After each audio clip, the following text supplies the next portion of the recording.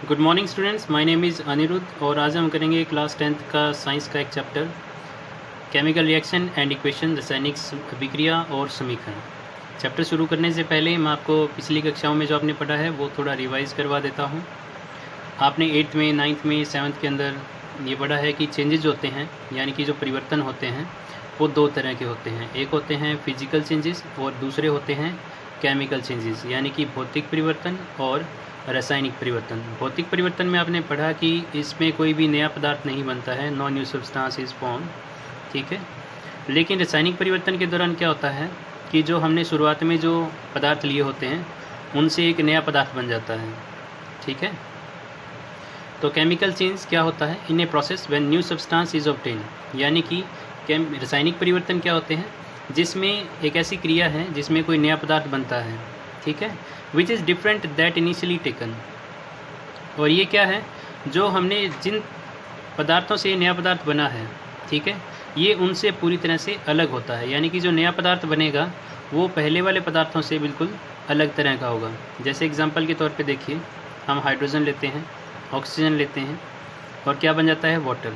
तो हाइड्रोजन क्या होती है? गैस होती है। ऑक्सीजन भी गैस होती है, लेकिन वाटर तो गैस नहीं होता, ठीक है।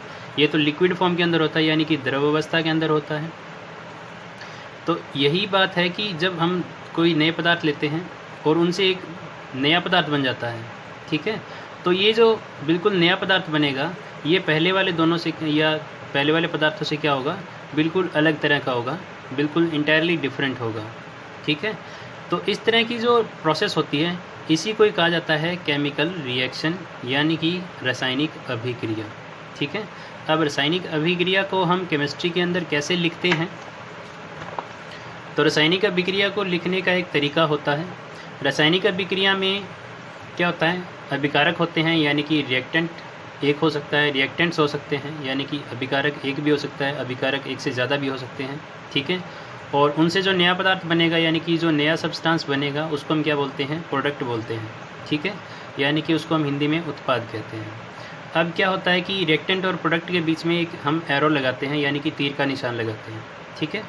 तो एरो की जो हेड साइड होती है, यानी कि जो इसका सिर वाला हिस्सा है, तो उसके आगे की तरफ हम क्या लिखते हैं? प्रोडक्ट को लिखते हैं, यानी कि उत्पाद लिखते हैं। और इसकी जो टेल साइड है, यानी कि जो पूंछ वाला हिस्सा है, उसकी तरफ हम क्या लिखते हैं? रिएक्टेंट, यानी कि अभिकारक लिखते हैं। अभी आप एक एग्जांपल देखिए, जैसे कि हाइड्रोजन प्लस ऑक्सीजन, ठीक है, और ये हाइड्रोजन और ऑक्सीजन क्या हो गए? रिएक्टेंट हो गए, अभिकारक हो गए। हमें कैसे पता चला? क्योंकि एरो क्या, जो टेल वाला हिस्सा है वो किस तरफ है? हाइड्रोजन और ऑक्सीजन की तरफ है, ठीक है। तो ये टेल वाला हिस्सा हमें किस चीज़ को दर्शाता है? रिएक्टेंट साइड को, ठीक है। तो ये रिएक्टेंट साइड यानी कि अभिकारक वाला भाग दिखाती है। अब इसके हेड रीजन की तरफ देखें, यानी कि सिर वाले हिस्से की तरफ देखें, तो यहाँ पे लिखा हुआ है H2O, ठीक है, यानी कि जिसको हम वाटर कहते हैं, जल कहते हैं। तो ये क्या है? इन दोनों के अभिक्रिया करने से क्या बन गया? एक प्रोडक्ट बन गया है, ठीक है। तो ये प्रोडक्ट का हमें कैसे पता चला? ये हमें पता चला इस एरो के हेड साइड से। Is the clear? ओके। अब हमारा जो नेक्स्ट टॉपिक है वो आता है केमिकल इक्वेशन, यानी कि रासायनिक समीकरण। रासायनिक समीकरण किसे कहते हैं? When elements or compounds of a chemical reaction are written by their chemical formula instead of their name, यानी कि जब भी हम कोई केमिकल रिएक्शन लिखते हैं, ठीक है, तो केमिकल रिएक्शन यानी कि रासायनिक अभिक्रिया को हम सिंपली लिखते हैं, जैसे कि हाइड्रोजन को हाइड्रोजन नाम से लिखते हैं, ऑक्सीजन को ऑक्सीजन के नाम से लिखते हैं, फिर हम एरो लगाते हैं, फिर हम क्या करते हैं? आगे जो भी उनसे प्रोडक्ट बना है वो लिख देते हैं, ठीक है। इसी प्रकार से और भी कई तरह की जितनी भी रासायनिक अभिक्रियाएँ हैं, रासायनिक जो अभिक्रियाएँ, केमिकल जो रिएक्शन हैं, उनको हम इस तरह से जब लिखते हैं, यानी कि जो भी हमने अणु, परमाणु या यौगिक ले रखे हैं, कंपाउंड्स या एलिमेंट्स या जो भी हमने एटम्स ले रखे हैं, जब उनको हम उनके नाम से लिखते हैं, ठीक है, तो उसको हम बोलते हैं केमिकल रिएक्शन। लेकिन जब हम इनको इनके नाम से ना लिखकर हम क्या करें? इनको इनके केमिकल फार्मूला से लिखें, यानी कि रासायनिक सूत्र के द्वारा जब लिखते हैं, तो यही केमिकल रिएक्शन क्या कहलाती है? Chemical equation.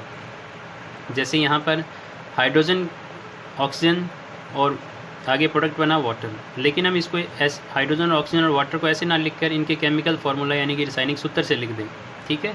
जैसे कि हाइड्रोजन को हम किससे लिखते हैं? H से, ठीक है, तो ये इसका सिंबल है। तो हाइड्रोजन कितने लगे हुए हैं? 2, ऑक्सीजन O2, ठीक है, एरो, और वाटर का फार्मूला क्या होता है H2O। तो ये इनके केमिकल फार्मूलाज हैं, ठीक है। तो ये कहलाती है केमिकल रिएक्शन। और जब हम इनको केमिकल फार्मूला से लिख देते हैं यानी कि रासायनिक सूत्र से लिख देते हैं तो वो कहलाती है केमिकल इक्वेशन यानी कि रासायनिक समीकरण, ठीक है। अब जो रासायनिक समीकरण होती है वो दो तरह की होती है, ठीक है। एक होती है स्केलेटल केमिकल इक्वेशन यानी कि कंकाली समीकरण, और दूसरी होती है बैलेंस्ड केमिकल इक्वेशन यानी कि संतुलित रासायनिक समीकरण। ओके, तो हम सबसे पहले स्केलेटल इक्वेशन देख लेते हैं। स्केलेटल इक्वेशन का मतलब कंकाली रासायनिक समीकरण। When number of atoms in a chemical reaction are not equal on reactant और एंड प्रोडक्ट साइड, ठीक है। अब नंबर ऑफ एटम क्या होता है वो यहाँ पे आप देखिए। जब भी हम कोई भी केमिकल इक्वेशन लिखते हैं तो उसमें आपको अक्सर ऐसे देखने को मिलेगा कि कहीं पे 2 लगा होगा, 2 लगा होगा, कहीं पे 3, कहीं पे 5, कहीं पे 6, 7 ऐसे लगा होगा, ठीक है। तो जैसे कि हाइड्रोजन के साथ यहाँ पे क्या लगा हुआ है 2 लगा हुआ है। तो इसका मतलब क्या है कि हाइड्रोजन का नंबर ऑफ एटम कितना हो गया, यानी कि हाइड्रोजन के कितने परमाणु यहाँ पे लगे हुए हैं 2, ठीक है। अगर 3 लगे होंगे तो 3। इसी प्रकार से यहाँ पे ऑक्सीजन देखें तो ऑक्सीजन के कितने यहाँ पे अणु लगे हुए हैं 2, ठीक है। यानी कि ऑक्सीजन के कितने एटम लगे हुए हैं 2। अब प्रोडक्ट साइड में देखिए हाइड्रोजन के कितने एटम्स लगे हुए हैं 2, लेकिन ऑक्सीजन का कितना लगा हुआ है। जब कोई भी एटम के आगे यानी कि कोई भी परमाणु के आगे जब कोई संख्या नहीं लिखी होती तो इसका मतलब होता है उसकी वैल्यू 1 हो जाती है, ठीक है। जैसे यहाँ पे ऑक्सीजन के साथ कोई भी संख्या नहीं लिखी गई है तो ये इसकी वैल्यू कितनी हो गई है 1, ठीक है। तो जब अब क्या होता है किसी भी केमिकल इक्वेशन के अंदर, केमिकल रिएक्शन के अंदर जो रिएक्टेंट साइड में जितने भी एटम्स होते हैं, ठीक है, टोटल नंबर ऑफ एटम्स, ठीक है, उतने ही टोटल नंबर ऑफ एटम्स क्या होंगे प्रोडक्ट साइड में होंगे। जैसे कि यहाँ पे हाइड्रोजन 2 है तो इस साइड में भी हाइड्रोजन क्या होगा 2 ही होगा। इस साइड में ऑक्सीजन 2 है तो इस साइड में भी ऑक्सीजन 2 होगी, ठीक है। लेकिन अगर ऐसा नहीं है, ठीक है, यानी कि number of atoms are not equal on reactant and product side, ठीक है, यानी कि रिएक्टेंट साइड में नंबर ऑफ एटम्स कुछ और है और प्रोडक्ट साइड में नंबर ऑफ एटम्स कुछ और है, यानी कि परमाणुओं की संख्या दोनों तरफ अभिकारक और उत्पाद की तरफ अलग अलग है। तो इस प्रकार की जो केमिकल इक्वेशन होती है उसको हम बोलते हैं स्केलेटल केमिकल इक्वेशन यानी कि कंकाली रासायनिक समीकरण। दूसरे प्रकार की है बैलेंस्ड केमिकल इक्वेशन। अब पहली हमने क्या देखा कि जब नंबर ऑफ एटम्स यानी कि अणुओं की जो संख्या, परमाणुओं की जो संख्या है वो दोनों तरफ बराबर ना हो, ठीक है।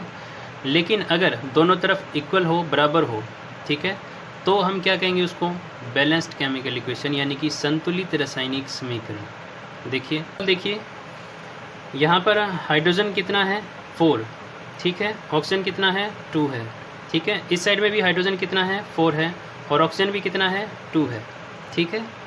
तो यहाँ पर नंबर ऑफ एटम्स क्या है दोनों साइड रिएक्टेंट और प्रोडक्ट साइड क्या है इक्वल हैं। तो इसीलिए क्या है संतुलित रासायनिक समीकरण है यानी कि बैलेंस्ड केमिकल इक्वेशन है। अब ये होता कैसे है, जब भी कोई स्केलेटल केमिकल इक्वेशन होती है, कोई इनबैलेंस्ड केमिकल इक्वेशन होती है, यानी कि जब नंबर ऑफ एटम्स यानी कि परमाणुओं की जो संख्या है वो दोनों तरफ इक्वल ना होकर अनइक्वल होती है, तो उसको हम इक्वल कैसे करते हैं, ठीक है। तो इसके लिए हमारे पास एक मेथड है, ठीक है, जो हम करेंगे एक एग्जांपल के साथ जिसको हिट एंड ट्रायल मेथड कहा जाता है। Hit and trial method.